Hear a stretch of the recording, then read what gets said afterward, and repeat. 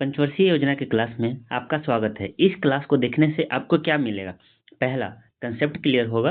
दूसरा, PYQ question के doubt clear होंगे। तीसरा, नया पैटर्न के क्वेश्चन को बनाने में मदद मिलेगी।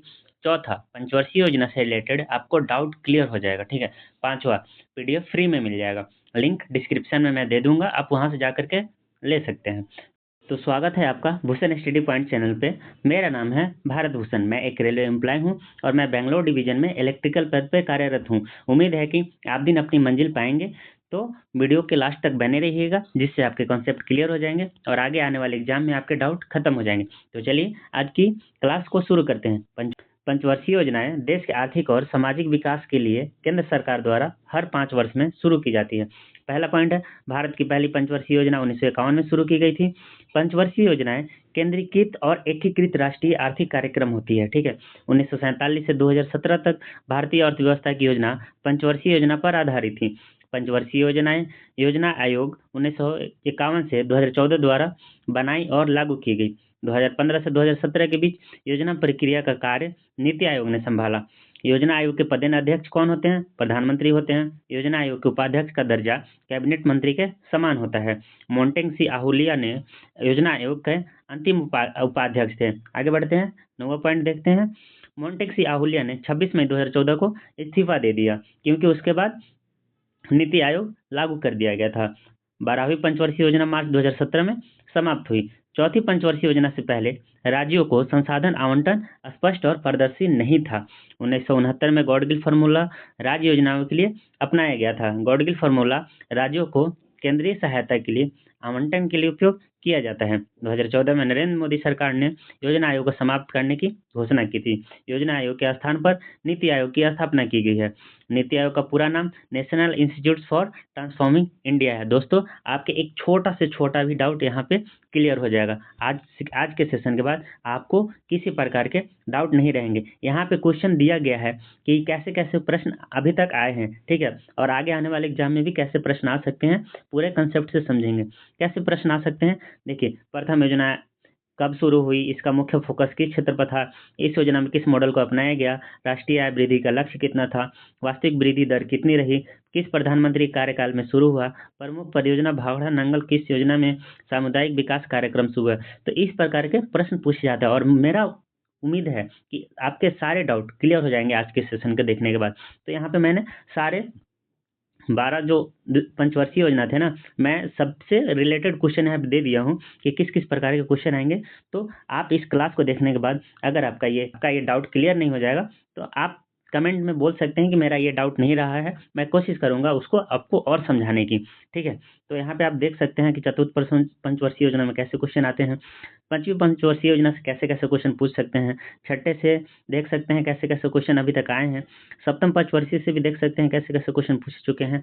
इसी प्रकार 8, 9, 10 और 11 और 12 जो कि अभी तक आए क्वेश्चन थे। ठीक है। तो हम लोग यहाँ से अभी प्रथम पंचवर्षीय योजना, ठीक है, प्रथम पंचवर्षीय योजना को देखते हैं। मैं यहाँ पे क्या किया हूँ, वन लाइनर के फॉर्मेट में सारा चीज लिख दिया हूँ, जिससे आपको समझ में आएगी। आपको लगेगा कि हाँ, इस पॉइंट को याद करके रखना है। ये पॉइंट एग्जाम के दृष्टिकोण से काफी ही हेल्पफुल साबित होगी। तो शुरू करते हैं। भारत के प्रथम प्रधानमंत्री जवाहरलाल नेहरू ने पहली पंचवर्षीय योजना संसद में प्रस्तुत की। पहली पंचवर्षीय योजना कब आई थी? 1951 से लेकर के 1956 तक चली थी। पहली पंचवर्षीय योजना पर तत्काल ध्यान देने की आवश्यकता थी। पहली पंचवर्षीय योजना के अध्यक्ष कौन थे? तो जवाहरलाल नेहरू थे। किसी भी पंचवर्षीय योजना के अध्यक्ष कौन होते हैं? तो प्रधानमंत्री होते हैं। जिस कार्यकाल में जो पंचवर्षीय योजना है उस कार्यकाल में वो प्रधानमंत्री उसके अध्यक्ष कहलाए। ठीक है। पहली पंचवर्षीय योजना के उपाध्यक्ष कौन थे? तो गुलजारी लाल नंदा थे। पहली पंचवर्षीय योजना का नारा क्या था?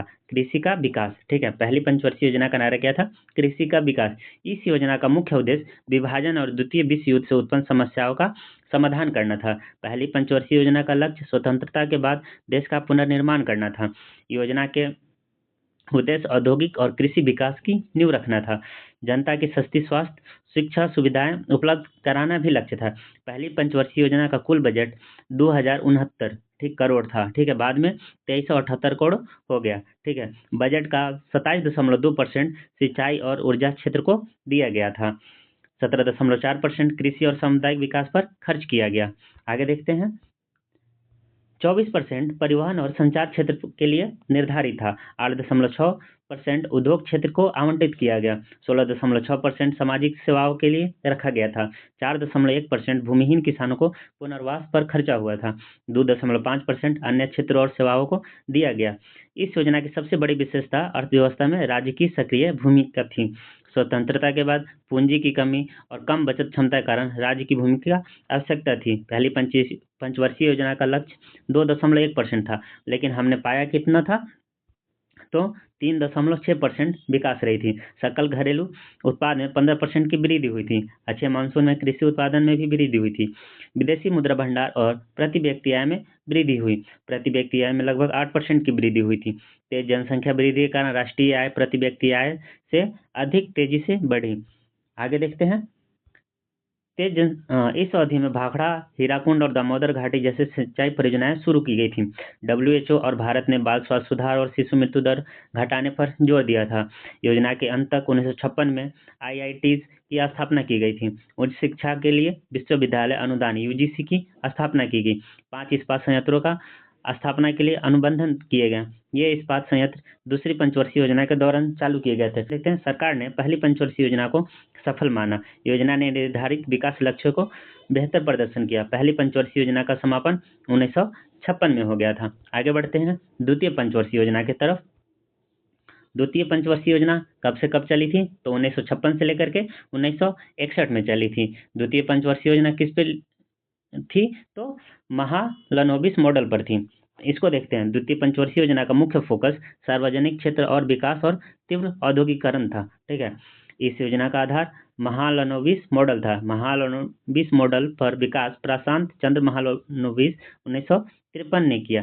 ठीक है, योजना के उद्देश्य दीर्घकालिक आर्थिक विकास के लिए निवेशों का सर्वोत्तम आवंटन करना था। द्वितीय योजना में ऑपरेशन रिसर्च और अनुकूल तकनीकों का उपयोग किया गया। इस योजना में भारतीय सांख्यिकी संस्थान ISI की सांख्यिकी मॉडल का प्रयोग हुआ। द्वितीय योजना ने बंद अर्थव्यवस्था क्लोज इकोनॉमी की परिकल्पना की थी। आगे देखते हैं। पूंजीगत वस्तुओं के आयात को मुख्य आर्थिक गतिविधि माना गया। दूसरी योजना से आधारभूत एवं पूंजीगत उद्योगों पर विशेष जोर दिया गया था। जल विद्युत परियोजनाएं शुरू की गई थी। 5 इस्पात संयंत्र भिलाई, दुर्गापुर और राउरकेला इस्पात संयंत्र सोवियत संघ, ब्रिटेन और पश्चिम जर्मनी की सहायता से बने हैं। इस अवधि में कोयला के उत्पादन में वृद्धि की गई थी। पूर्वोत्तर भारत में नई रेलवे लाइनें जोड़ी गई थी। Tata institute of fundamental research TIFR की स्थापना की गई थी। आगे बढ़ भारतीय परमाणु ऊर्जा आयोग AEC की स्थापना की गई। 1957 में परमाणु ऊर्जा के लिए प्रतिभा खोज और छात्रवृत्ति कार्यक्रम शुरू किया गया था। द्वितीय पंचवर्षीय योजना के लिए कुल आवंटन 48 अरब था। बजट का आवंटन बिजली व सिंचाई, सामाजिक सेवाएं, परिवहन व संचार क्षेत्रों में किया गया था।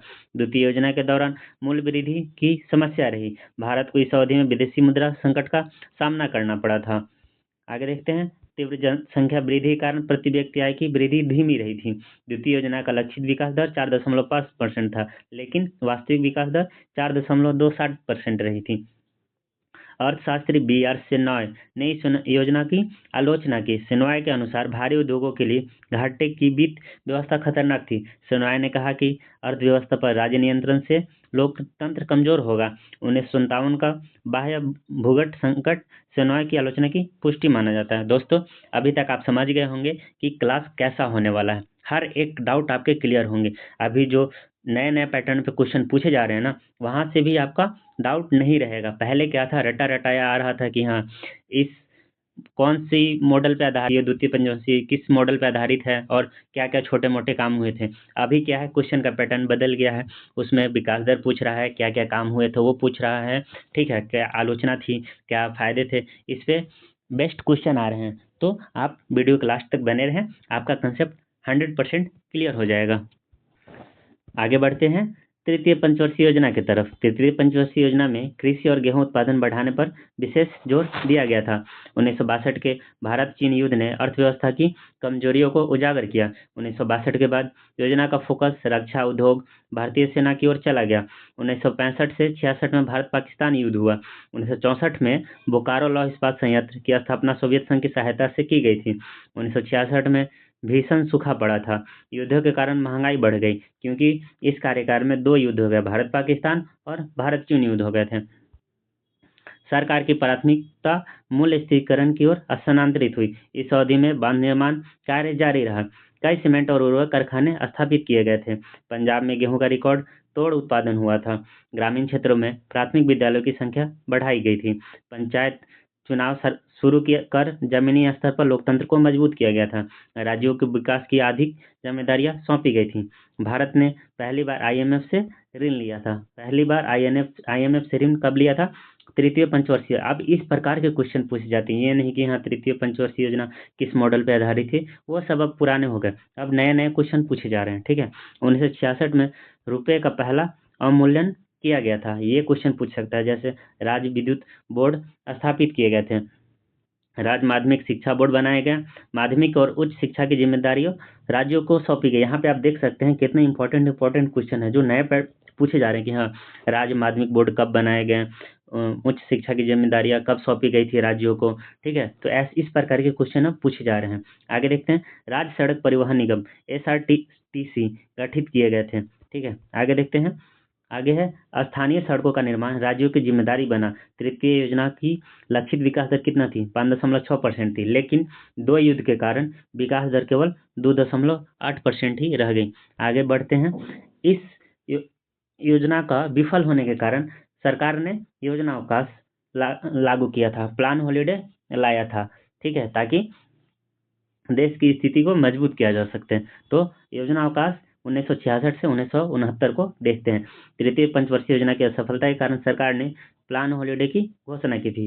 योजना अवकाश की अवधि 1966 से 1969 तक रही। इस अवधि में 3 वार्षिक योजनाएं बनाई गई थी। योजना अवकाश के अंतर्गत 1966 से 67, 67 से 68, 68 से 69 शामिल किए गए थे।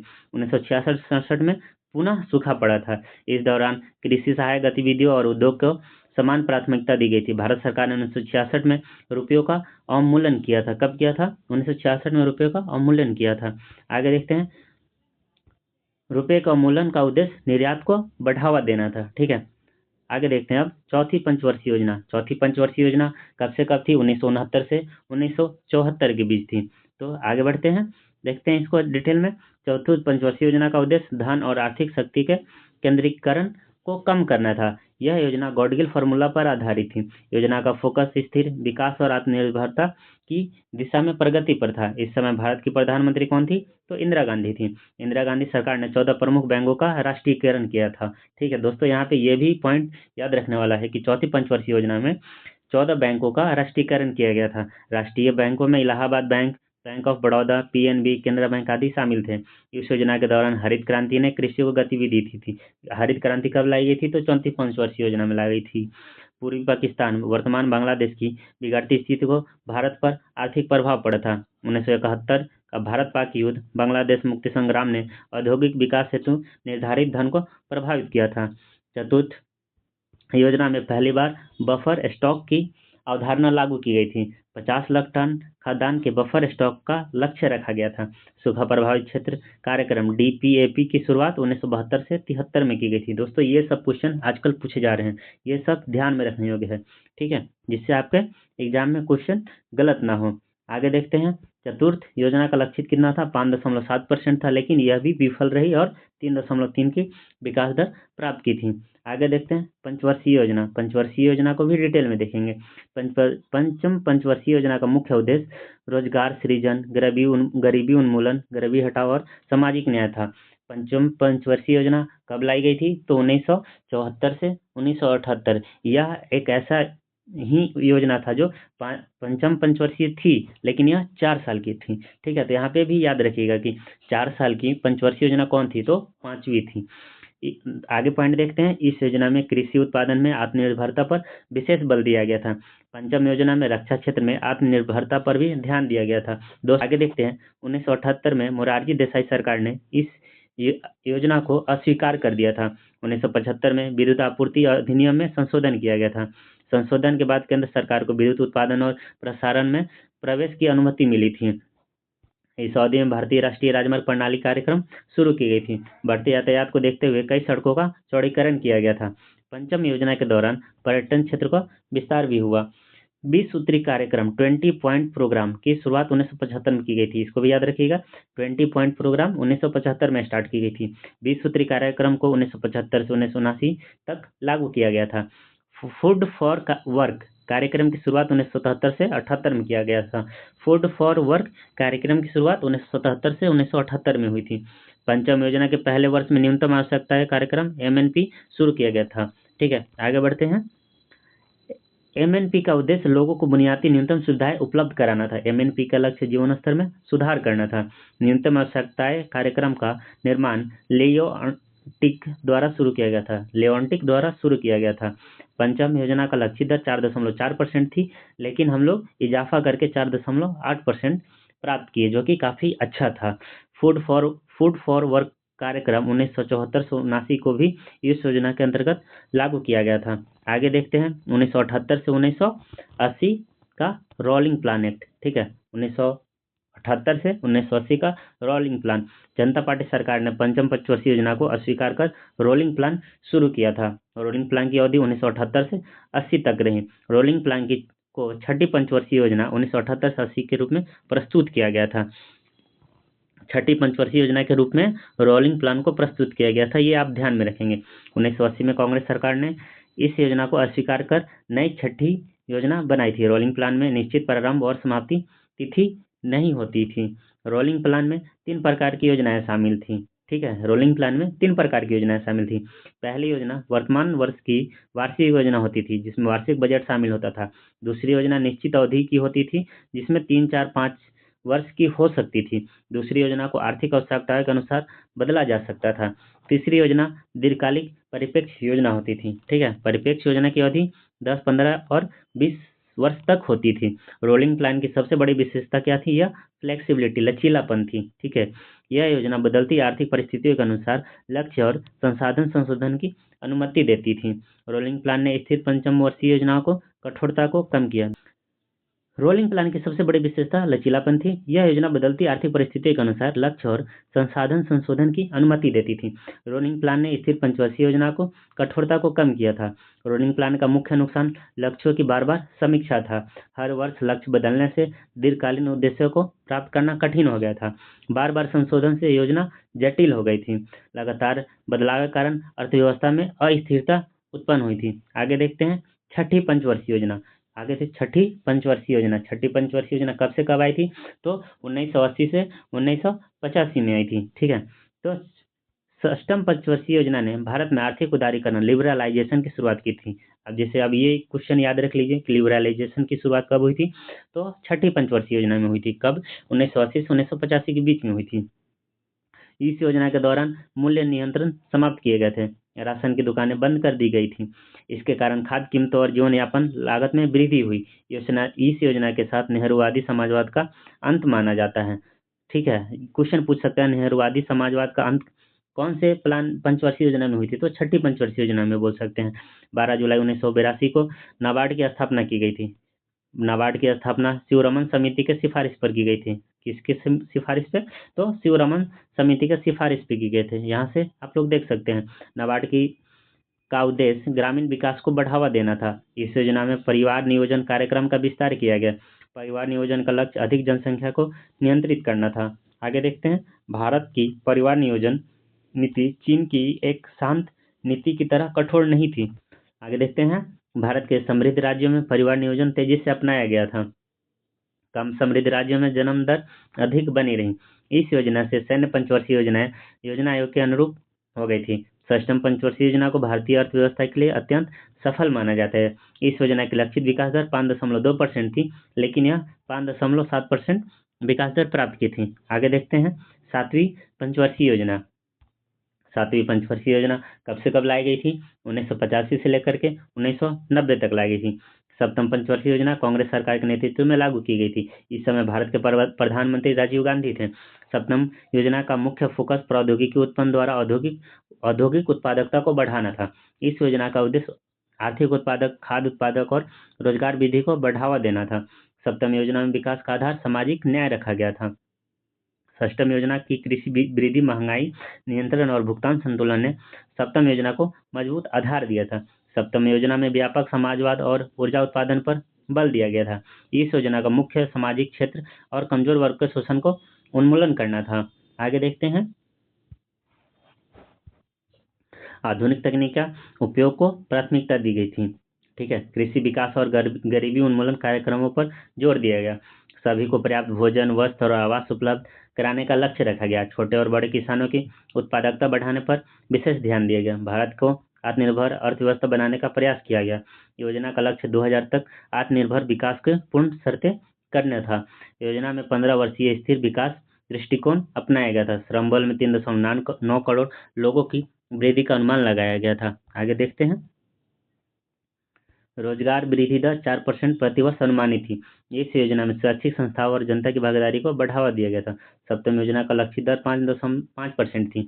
वास्तविक विकास दर 6.1% रही है। प्रति व्यक्ति आय की वृद्धि 3.7% रही है। ठीक है, आगे देखते हैं। अब आई थी वार्षिक योजना। 1990 से 1992 के बीच में आई थी वार्षिक योजना।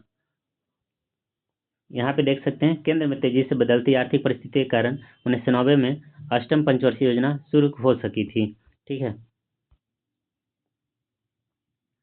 1990 से 91 वार्षिक योजना के रूप में लागू किया गया।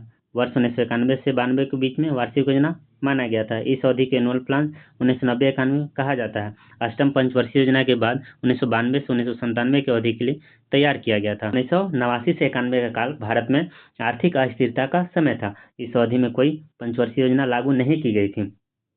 1990 से 92 के बीच केवल आर्थिक योजनाएं लागू की गई थी। 1991 में भारत को गंभीर विदेशी मुद्रा संकट का सामना करना पड़ा था।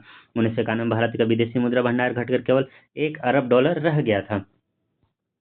आर्थिक संकट के दबाव में भारत को आर्थिक सुधार की ओर बढ़ना पड़ा था। पीवी नरसिम्हा राव भारत के 9वें प्रधानमंत्री थे। उस टाइम पे नरसिम्हा राव सरकार ने भारत के आधुनिक इतिहास का सबसे बड़ा आर्थिक परिवर्तन किया था। डॉक्टर मनमोहन सिंह ने भारत में मुक्त बाजार सुधारों की शुरुआत की थी।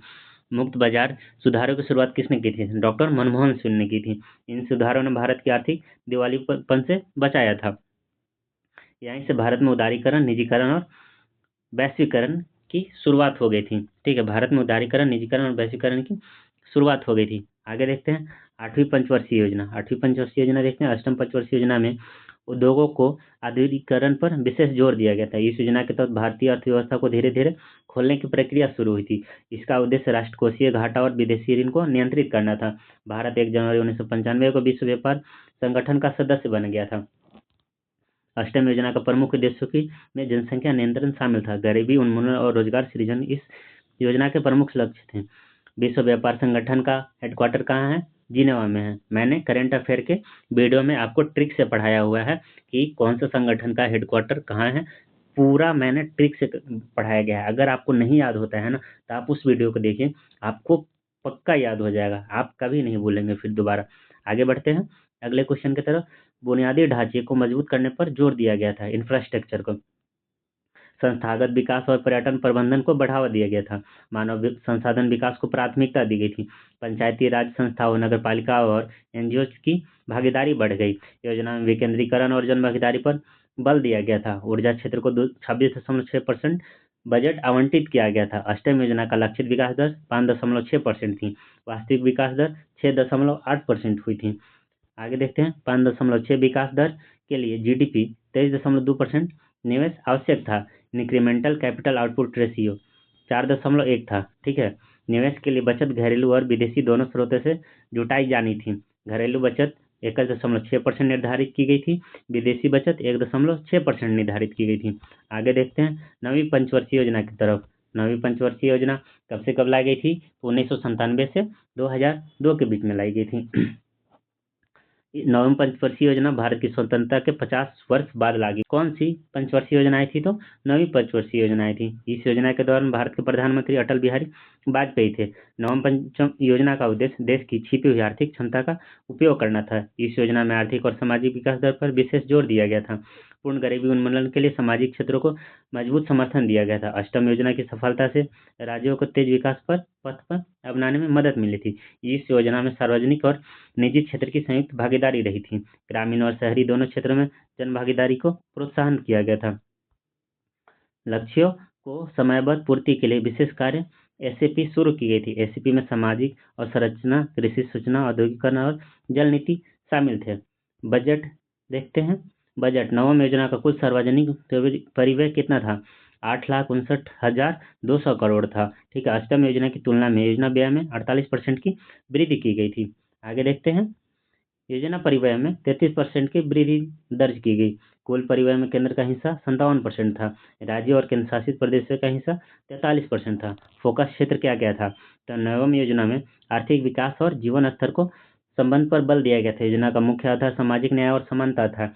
गरीबों के कल्याण के साथ विकासोन्मुख नीतियों को जोड़ा गया था। योजना का उद्देश्य ऐतिहासिक असमानताओं को दूर करना था। उद्देश्य क्या था? तो जनसंख्या नियंत्रण को प्राथमिकता देना, कृषि और ग्रामीण विकास के माध्यम से रोजगार सृजन करना, गरीबी में कमी लाना, गरीबों के लिए भोजन और पानी की उपलब्धता सुनिश्चित करना, प्राथमिक सेवाएं क्षेत्र उपलब्ध कराना, सभी बच्चों के लिए प्राथमिक शिक्षा सुनिश्चित करना, SC ST OBC वर्गों का सशक्तिकरण करना था, कृषि में आत्मनिर्भरता को बढ़ाना था, स्थिर कीमतों के साथ आर्थिक वृद्धि को तेज करना था। आगे देखते हैं।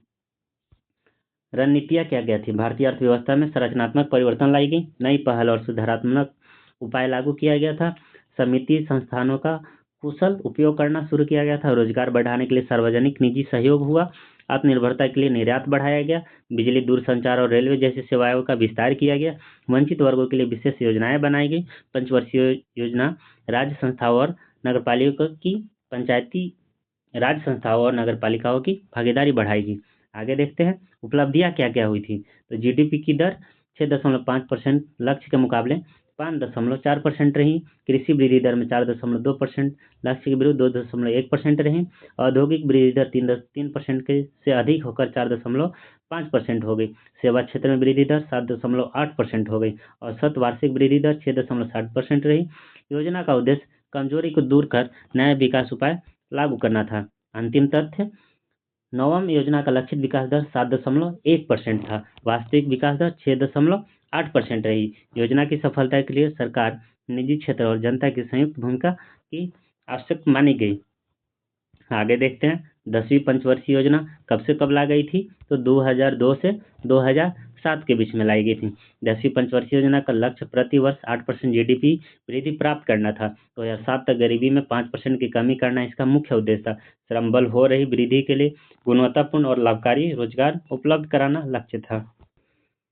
2007 तक साक्षरता और मजदूरी में लैंगिक अंतर 50% तक घटाने का लक्ष्य रखा गया था। 10वीं योजना में 20 सूत्री कार्यक्रम लागू किया गया था। इस योजना का लिखित विकास दर 8.1% रही। वास्तविक विकास दर 7.7% हुई थी, जो अभी तक की सबसे ज्यादा वृद्धि हुई थी। क्षेत्रीय असमानताओं को कम करने के लिए योजना में रीजनल के बजाय सेक्टोरियल क्षेत्रवार दृष्टिकोण अपनाया गया था। आगे देखते हैं। 10वीं पंचवर्षीय योजना का कुल व्यय 43,825 करोड़ था। कुल योजना परिव्यय में केंद्र सरकार का हिस्सा 9,21,291 करोड़ 57.9% था। राज्य और केंद्र शासित प्रदेशों का हिस्सा 6,91,009 करोड़ था, जो कि 42.1% था। तो आप लोग इसको भी दिमाग में रख सकते हैं कि 57.9% केंद्र का हिस्सा और 42.9% राज्य और केंद्र शासित प्रदेशों का हिस्सा था। आगे देखते हैं। 11वीं पंचवर्षीय योजना, ठीक है, कब से? 2007 से 2012 11वीं थी और 2012 से 2017 12वीं योजना थी। तो इसको देखते हैं डिटेल में। 11वीं पंचवर्षीय योजना प्रधानमंत्री डॉक्टर मनमोहन सिंह के कार्यक्रम में लागू हुआ था। इस योजना का लक्ष्य 18 से 23 वर्ष आयु के वर्ग में उच्च शिक्षा नामांकन बढ़ाना था। 2011 से 12 तक उच्च शिक्षा में नामांकन वृद्धि दर का लक्ष्य रखा गया था। योजना में दूरस्थ शिक्षा पर विशेष जोर दिया गया था। औपचारिक और अनौपचारिक दूरस्थ और IT आधारित शिक्षा संस्थानों का समन्वय पर बल दिया गया था। 11वीं योजना का मुख्य मंत्र तेज और समावेशी विकास, रैपिड एंड इंक्लूसिव ग्रोथ था। गरीबी उन्मूलन को प्राथमिकता लक्ष्य बनाया गया। सामाजिक क्षेत्र और सेवा वितरण को सुदृढ़ करने पर जोर दिया गया। शिक्षा और कौशल विकास के माध्यम से सशक्तिकरण को बढ़ावा दिया गया। लैंगिक असमानता को कम करने पर विशेष जोर दिया गया था। आगे देखते हैं। कृषि उद्योगों की और सेवा क्षेत्र के विकास दर को 4%, 10%, 9% तक बढ़ाने का लक्ष्य रखा गया था। आगे देखते हैं। 12वीं पंचवर्षीय योजना में प्रारंभिक रूप से 9% विकास लक्ष्य दर रखा गया था। 27 दिसंबर 2012 को राष्ट्रीय विकास दर NDC ने विकास दर को 8% स्वीकृत किया था। वैश्विक आर्थिक मंदी के कारण 9% विकास दर को अव्यवहारिक माना गया था। ठीक है, मंदी के कारण। योजना आयोग के उपाध्यक्ष मोन्टेग सी अहुलिया ने 8.8% 8.8% तक विकास दर में को संभव बताया था। 12वीं योजना के पहले 2012 से 13 में विकास दर 6.5 से 7% तक रही थी।